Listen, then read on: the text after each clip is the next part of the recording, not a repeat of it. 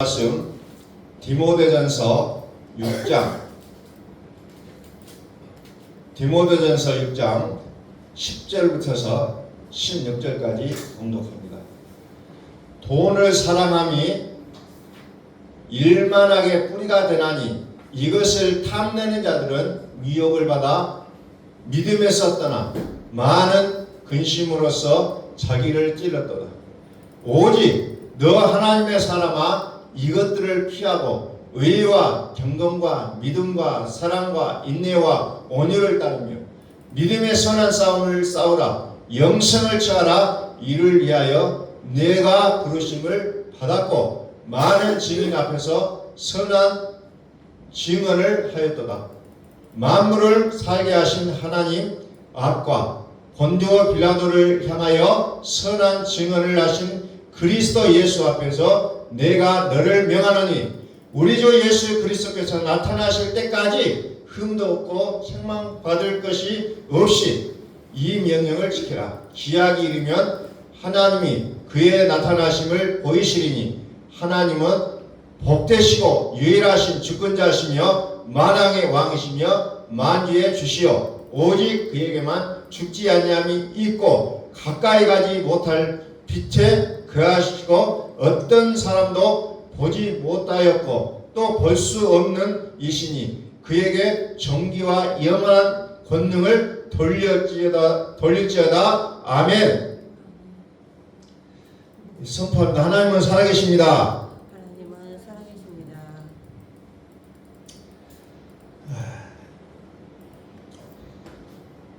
성경은 우리에게 말씀하시는 내용이 뭐냐? 영생이라고 했어요. 영생을 말하고자 하여 성경이 기록되어졌고 하나님께서 영생을 주시기 위하여 우리의 삶에 관여하신다는 거예요. 마태복음 5장 14절에 보면 너희는 세상의 빛이라. 산 위에 있는 동네가 숨기지 못할 것이요 그랬어요. 너희는 세상의 빛이라. 오늘 하나님께서 우리를 향하여서 꼭 집어서 하시는 말씀이 너희는 세상의 빛이다 그랬습니다. 너희는 세상의 빛이다. 이것을 쉬운 성경에 보니까 뭐라고 나오냐면은 너희는 세상의 빛이다. 산 위에 있는 도시는 숨겨질 수 없다 그랬어요. 산 위에 있는 도시는 숨겨질 수 없다.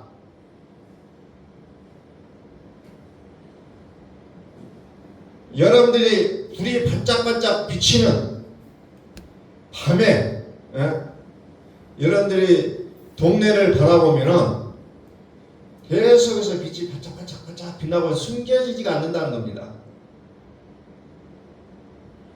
더더군다나 산 위에 있는 동네라고 했어요. 산 위에 있는 도시. 산 위에 있는 도시는 밤새도록 불빛이 꺼지지 않고 반짝반짝 빛난다는 거예요. 숨길 수가 없어요. 아, 저기가 동네구나. 저기가 아파트가 있고 저기가 집이 있구나라는 것을 우리는 이제 불빛이 비치면 쉽게 보인다는 거죠.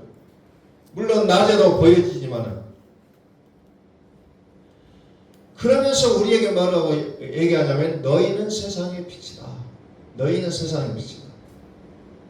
다시 말해서 우리가 빛이라는 것이 내가 빛이라고 말하지 아니하고 반짝반짝 빛나게 되어 있다는 거죠. 그런데 이 세상은 세상의 빛이다. 우리는 세상을 나갈 때가 있고 또 세상을 또 거리를 두고 살아야 될 때가 있어요. 그것은 오직 하나님에 의해서 결정되는 시간들입니다. 오늘 하나님께서 나를 세상의 빛으로 두실 것인지 그렇지 아니할 것인지 그것은 하나님께서 정하실 때가 있다는 거예요. 우리는 그러나 이것을 분명하게 기억하고 살아야 된다는 거죠. 나는 세상의 빛이다. 나는 세상의 빛이다. 나는 세상의 빛이라는 겁니다. 요즘 굉장히 유행하는 그 노래가 있어요.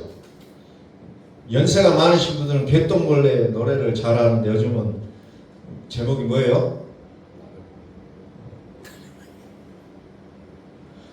개똥벌레가 빛나고 있으니까 자기가 별인 줄 알았는데 나중에 보니까 별이 아니에요.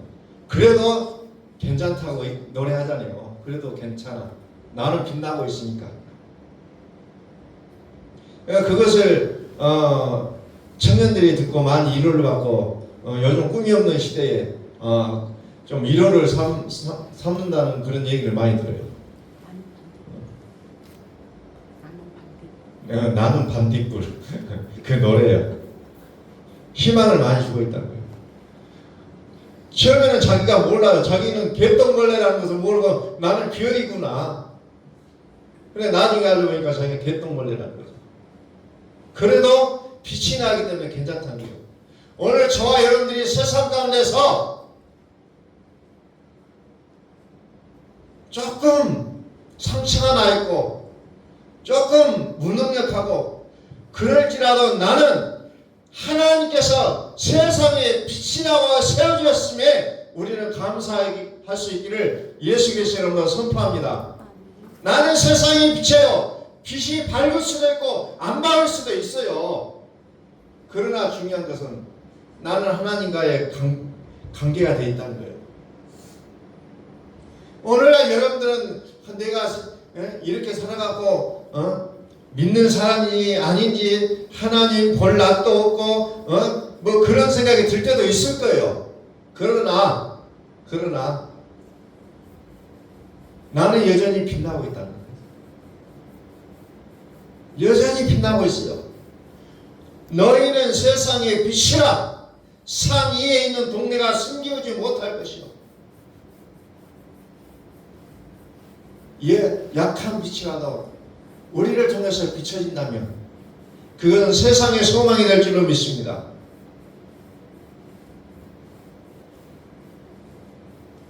자, 오늘 본문 말씀을 보면서 저는 두 가지 단어를 생각합니다. 하나는 9절에 10절에 돈이라는 것과 또 12절에 영생 두 가지 단어로 우리의 삶의 현장은 두 가지의 단어가 존재하고 있다는 것을 보게 됩니다. 돈과 영생. 돈을 사랑함이 일만하게 뿌리가 되나니 이것을 사모하는 자들이 미혹을 받아 믿음에 쓰더나 많은 근심으로서 자기를 찔렀도다.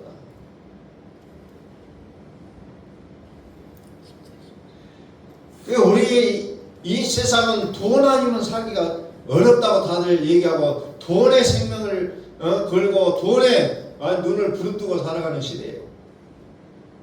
돈이면 다다.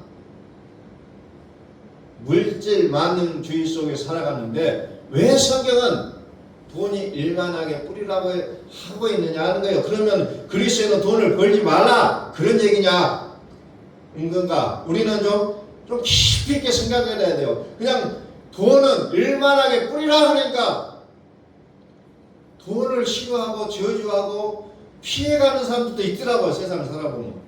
또 많은 또 돈은 부정적으로 생각하면서 돈 버는데 혈안이 된 사람도 있어요. 그러면서 돈을 얘기하면 믿음이 없는 사람이다 이렇게 생각하는 경우도 있더라는 겁니다. 돈이라는 게 도대체 뭐냐? 돈은 어떻게 보면 세상의 총체적인 내용이에요. 우리 인생들에게 가장 강력하고 떼야 뗄 수 없는 밀접하게 맞물려 있는 영적인 관계를 돈으로 얘기하고 있습니다. 인생으로서, 육으로서 이 세상에 살아가기 위해서 꼭 필요한 필요하기라는 겁니다. 없으면 안 되고 없으면 안 돼요. 세상, 악, 돈을 사랑하는 것이 일만 악이다. 떼야 뗄 수 없는 영적인 상관관계를 가지고 있다는 겁니다. 성경은 얘기합니다. 사모하지 말라. 사모하지 말라. 사모한 자 되지 말아라. 거기서 분리되어라. 거기서 멀리하고 거기서 떨어져야 된다. 이렇게 성경이 기록하고 있습니다.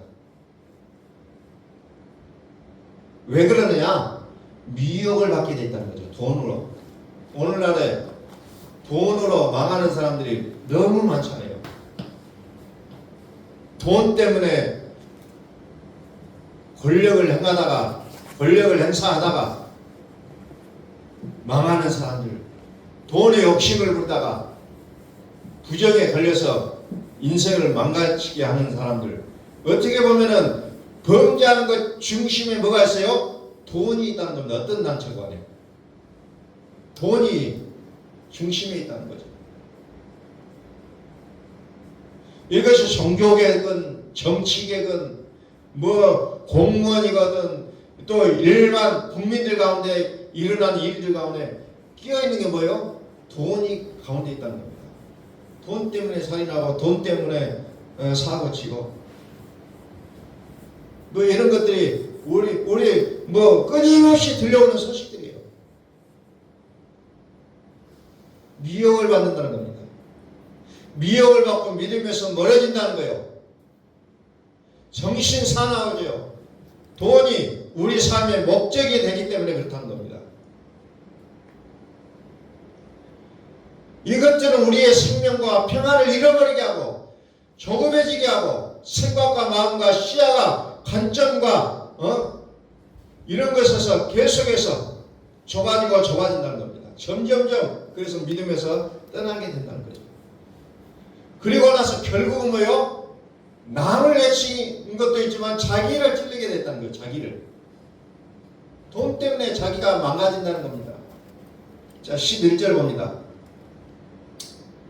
오직 너 하나님의 사랑아. 오직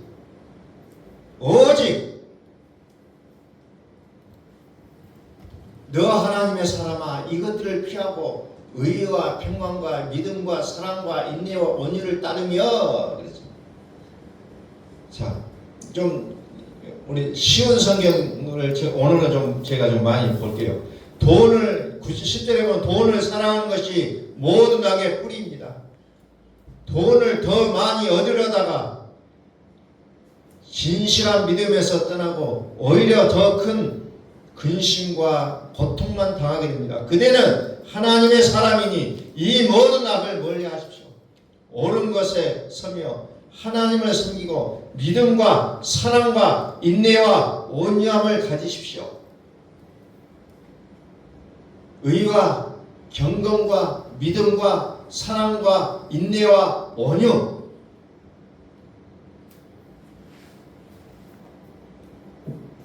돈을 쫓아가지 말고 이것은 미혹해드리는 우리의 영혼의 그 헛된 것들을 쫓아가지 말고 뭘 쫓아가요? 의와 경건과 믿음과 사랑과 인내와 온유를 쫓아가라는 겁니다.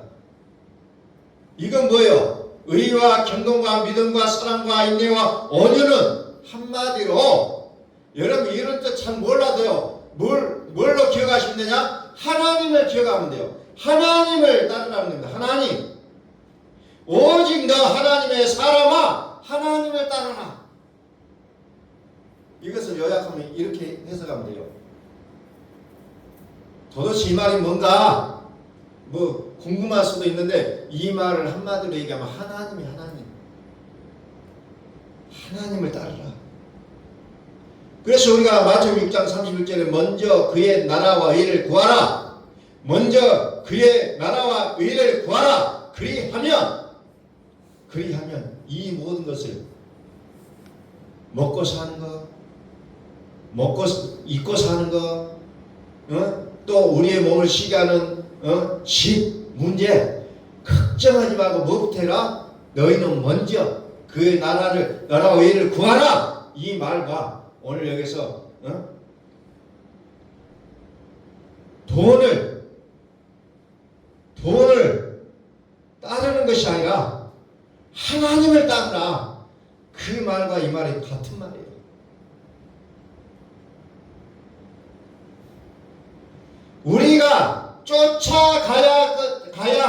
것에 대한 시행되어지는 그 돈이나 그 이 세상은 어떻게요? 그냥 따라오는 조건들이라는 거죠. 그냥 따라온다는 거예요. 근데 우리는 그냥 따라올 것에 대해서 초점을 맞추고 우리의 인생을 거기에다가 혼유하게 되어 있다는 겁니다. 하나님께서 나에게 뜻하신 바가 무엇인가를 열심히 씨름하고 집중하고 기도하셔서 우리의 생각과 지각이 넓혀질 수 있기를 예수 그리스도 이름으로 선포합니다. 우리의 생각이 넓어져야 돼요. 우리의 생각이 깊어져야 돼요. 우리는 오직 예수 그리스도에게 뿌리를 내려야 세상이 우리에게 온다는 겁니다. 또 12절 봅니다. 믿음의 선한 싸움을 싸우라. 영생을 찾아. 이를 위하여 네가 부르심을 받았고 많은 증인 앞에 선한 증언을 하였도다. 믿음의 선한 싸움을 싸우라. 여기서 나오잖아요. 돈을 따르지 말고 하나님을 따르라. 그러면서 믿음의 선한 싸움을 싸우라. 너는 세상을 따라갈 것이냐? 하나님을 따를 것이냐? 여기서 끊임없이 싸운다는 거예요. 그럼 우리는 무엇을 해요? 마지막에 우리는 영생을 기억하라는 겁니다. 영생. 너 하나님의 사람아, 의와 경건과 믿음과 사랑과 온유와 인내와 온유와 한마디로 너 하나님의 사람아, 나를 따르라. 하나님을 따르라. 나를 쫓아와라. 그리고 믿음의 선한 싸움을 싸우라. 그리고 영생을 찾아라는 거예요. 영생을 찾아. 하나님의 믿음을 말하고 있는 겁니다. 하나님의 믿음.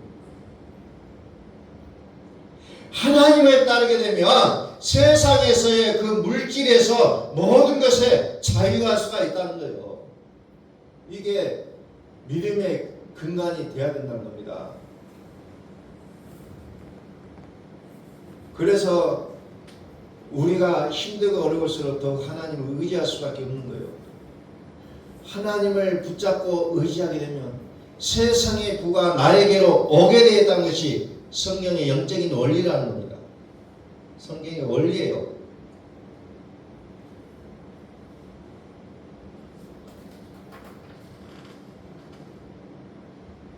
그래서 결론은 하나님의 뜻은 오직 영생이 있다는 겁니다. 영생의 믿음. 영생은 하나님이잖아요. 내 안에 하나님이 살아계신다는 게 영생이라는 겁니다. 영생, 영원한 생명 이렇게 하니까 이게 도대체 무슨 말인가? 죽지 않고 살아가는 것이냐? 1차적인 뜻은 맞죠. 그러나 이걸 더 들어가면 뭐예요? 하나님이 살아계신다는 겁니다. 이게 영생이에요. 하나님이 살아계신 게 영생이에요. 그래서 우리가 끊임없이 우리는 하나님이 살아계신다라고 우리는 선포하잖아요. 하나님이 살아계신다. 여기는 0.00001%도 내가 개입되어서는 안 돼요. 나는 제로이고 하나님이 100%라는 겁니다. 그래서 오늘 이 본문의 말씀을 종합적으로 보면 뭐예요? 네가 나를 믿느냐? 네가 나를 믿느냐? 네가 나를 믿느냐? 예수님의 제자들이 파도 치는 배에 올라앉아서 두려움에 떨고 있잖아요. 그런데 그 파도 치는 배 위에 예수님은 주무시고 계시잖아요. 그래서 이 제자들이 놀래가지고 선생님 우리가 이 지경이 됐습니다 라고 막 그냥 두려워서 발발 떨고 있잖아요. 예수님께서 파도를 잔잔케 하게 하시잖아요. 그런데 우리는 그 파도를 보고 두려워하며 내가 이것을 어떻게 해결할 것인가 막 그냥 나를 겁석을 치는 게 우리 인생이잖아요. 그러나 예수님의 말씀 한마디 잠잠하라. 그러면 우리의 생활의 근심과 염려, 이 모든 풍파들이 잠잠하게 될 수밖에 없다는 거예요. 영생을 취하라. 이를 위해서 내가 너희를 불렀노라. 영원한 생명. 돈을 사랑하게 될 수밖에 없는 이 인간의 구조적인 삶. 그러나 이것까지도 주인이 누구요? 하나님이라는 겁니다. 피조물, 조물주, 창조자, 영원한 생명. 성경은 이런 부분들을 얘기합니다. 그러나 성령 안에서 왕노릇한다 얘기하고 있잖아요. 이 모든 것을 다스리는 권세를 우리에게 주시겠다는 거예요.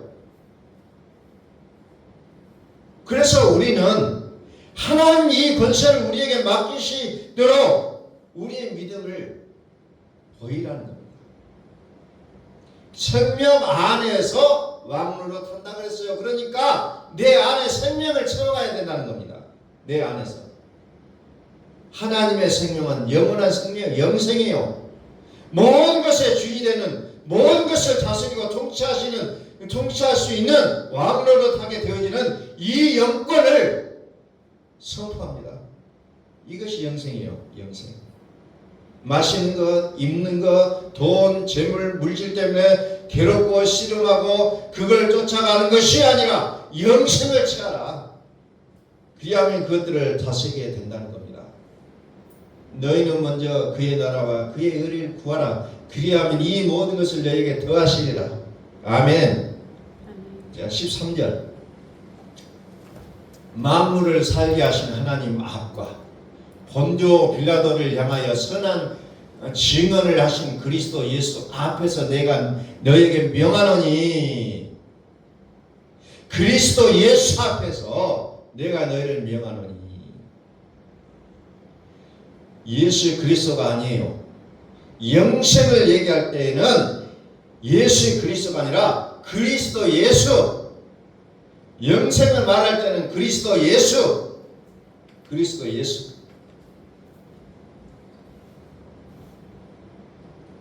예수 그리스도께서 본디오 빌라도 앞에서 진리를 말씀하셨습니다. 모든 것에 생명을 주시는 하나님과 그리스도 앞에서 그에게 명령한다는 거죠.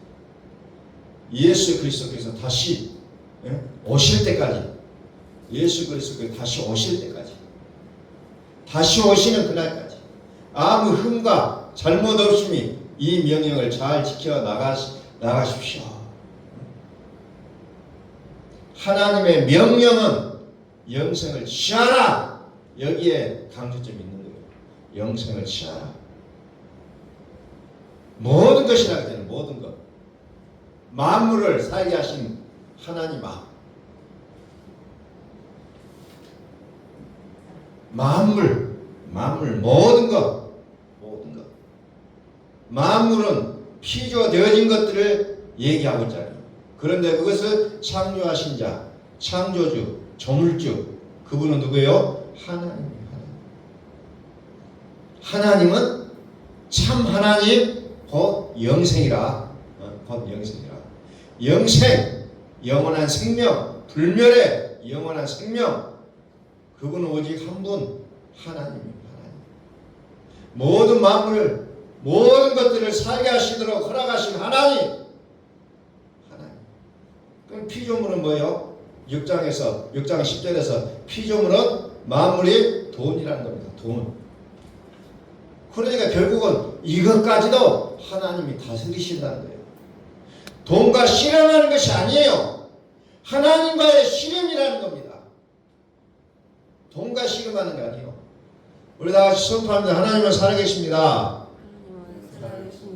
나의 물건, 나의 영권, 이 모든 것을 하나님께서 다스리신다는 겁니다.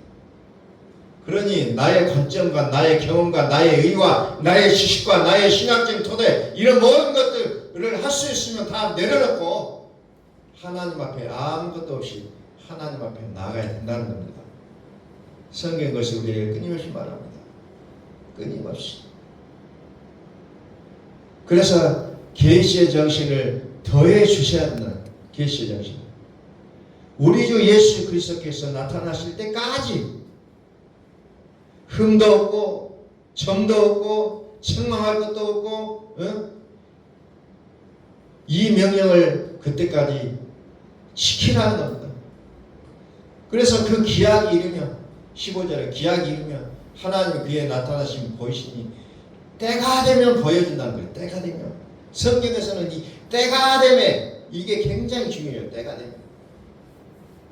때가 되면 예수님이 오시고 때가 되면 나타나십니다. 그리스도 예수께서 나타나실 때 점도 없고 흠도 없고 책망할 것도 없이 우리 자신을 지키라는 겁니다. 그렇게 될 때 때가 되면 보여주신다는 거예요. 안 보인다는 건 아직 때가 안 됐다는 거예요. 자, 욥을 여러분들이 말씀을 끊임없이 드립니다. 욥은 그렇게 잘 나갔잖아요. 존경받고 사랑받고 율법의 1.1획도 틀리지 않고 살아가고 자녀들도 잘 키웠어요. 돈도 많아요. 정말 하나님을 잘 믿었어요. 마귀들도 인정했어요. 그런데 그 믿음에 그 열심히 있는 믿음까지도 그 토대가 무너졌을 때 그때 비로소 하나님을 보게 되잖아요. 천하의 욥도 하나님을 보지 못한 믿음을 가졌지만 칭찬받았다는 겁니다. 그런데 결국은 자기 믿음의 토대가 마구르르 무너졌을 때 비로소 하나님을 보게 됐다는 겁니다. 그래서 그전에는 귀로만 들었던 하나님인데 이제는 눈으로 본다는 거죠. 그럼 또 한마디 생명의 빛을 보았구나 이렇게 고백한다는 겁니다. 율법은 뭐예요? 율법은 결론은 죽음이라는 겁니다. 사망아 너의 쏘는 것이 죄요 죄의 권능은 율법이라. 율법적 믿음으로 자기의 믿음의 힘으로 열심히 살아내봤자 결국은 죄가 깨달아지고 죄가 깨달아지니까 결국은 사망이라는 겁니다. 결국은 그 영역은 사단의 영역이라는 거예요. 그래서 하나님은 욥에게 재차 고난을 통하여서 이제 나의 영혼이 생명의 빛을 보게 되었구나 라고 고백하잖아요. 생명의 빛. 이게 성경의 전체 내용이에요. 생명의 빛은 생명의 빛. 그게 예수님께서 말씀하신 너희는 세상의 빛이라고 했잖아요. 이 빛이 이제 세상 가운데 비춰지게 된다는 겁니다. 예수님께서 나를 위하여 십자가에 죽으신 것을 믿으면 또 예수님께서 나를 의롭게 하게 하여 살아나신 것을 믿으면 이제 우리는 이제 귀로 듣는 믿음의 세계 속에서 눈으로 보는 믿음의 세계로 바뀌게 된다는 겁니다. 내가 열심히 믿어왔던 이 부분을 하나님이 살리셔야만이 이제 가능한 세계가 열린다는 겁니다. 진토 가운데 마른 흙, 먼지 가운데서 욥이 회개하는 내용이 이제 욥기서 42장이 나와요. 내가 듣기만 하였었더니 이제 눈으로 주를 보게 되었나이다. 눈으로 보게 되었나이다. 볼지어다. 성경은 볼지어다 그래요. 볼지어다. 들으라의 결국은 뭐요? 보라는 겁니다. 그래서 보기에 우리가 들어야 된다는 거예요. 듣지 않으면 볼 수가 없다는 겁니다. 볼지어다.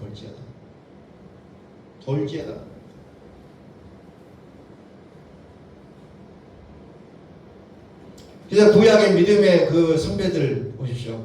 톱으로 체험을 당하고 돌로 침을 당하고 또 양혈과 톡을 해서 죽이고 헐벗고 무시당하고 손가락질 당하는 모습이 있다 하더라도 철저히 세상과 담을 쌓아놓고 그렇게 살아왔던 믿음의 그 선배들의 모습, 그러면서 결론적으로 얘기하기를 너희들에게는 더 좋은 믿음을 예비하였다. 히브리서 11장에서 우리에게 말씀합니다.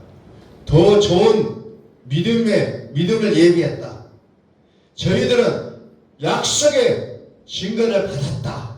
근데 이 약속이 뭐예요? 하나님이 살아계시다는 거예요.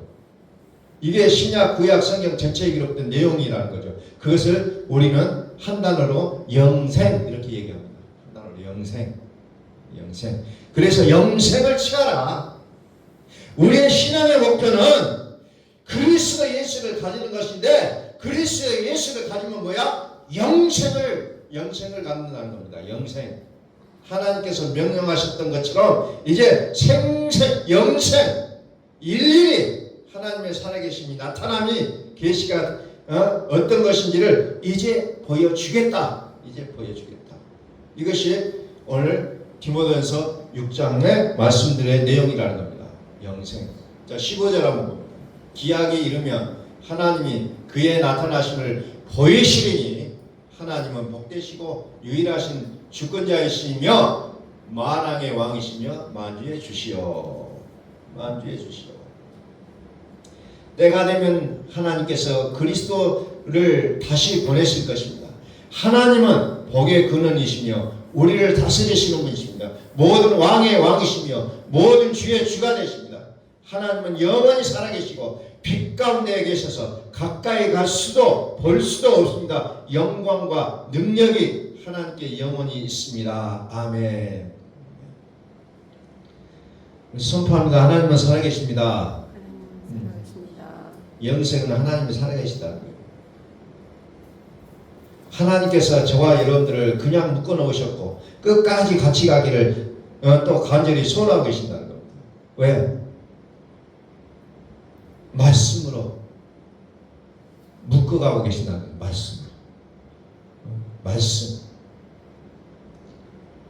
내게 주신 사명과 내게 주신 하나님의 부르심과 하나님께서 선택하셔서 행하시고자 하시는 일은 하나님이 살아 계시다는 겁니다.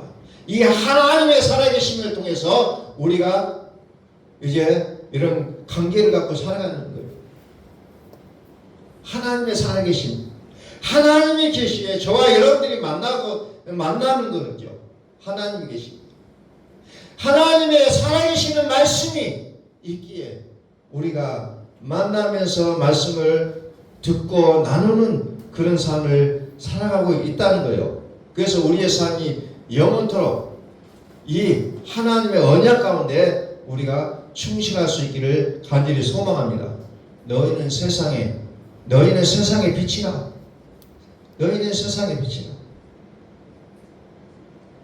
돈 실험하는 것이 아니라 하나님이 살아계신다는 거예요. 하나님을 보라는 겁니다. 그래서 우리는 물질을 쫓아가는 인생이 아니라 영생을 취하라는 겁니다.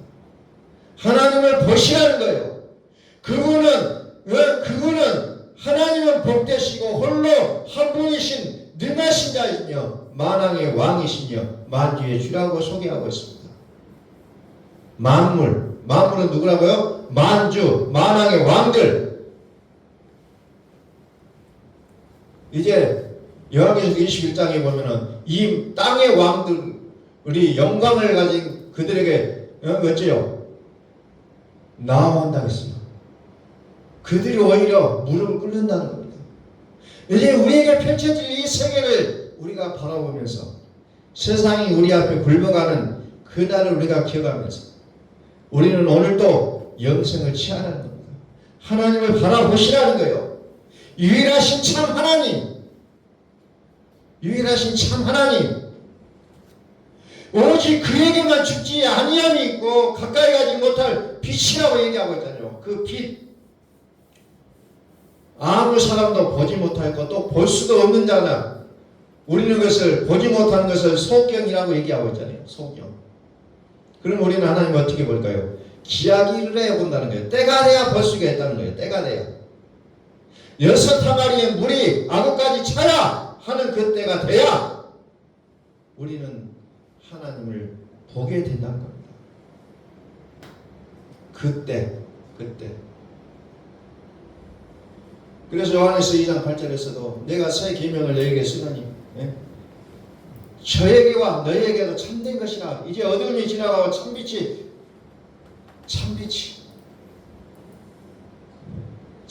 온다는 거야. 참빛. 그래서 예수님께서 하신 모든 말 하나하나를 스스로 하는 말이 아니라 하나님께서 하게 하신 말씀을 따라 말씀하셨다라고 예수님께서 말씀하시다는 거예요. 참된 것이다. 어둠이 지나가고 참빛이 벌써 비칩니다. 참빛이 벌써 비쳤다는 거 얘기하잖아요. 참빛이.